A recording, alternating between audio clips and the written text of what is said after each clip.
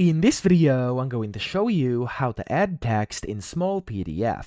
Now, the first thing you have to do, you want to go to the left here inside your Home tab, hover over Edit, and click on Annotate. Now, when you do that, you can select the file to which you want to add some text. I'm going to open this one, click Open, there we go. And then here up top, you have a bunch of tools. The first one says Add Text. You can just click on it, and you can go ahead and basically click anywhere on your screen, or just kind of draw in your text box, and you can go ahead and start typing whatever you want, like this.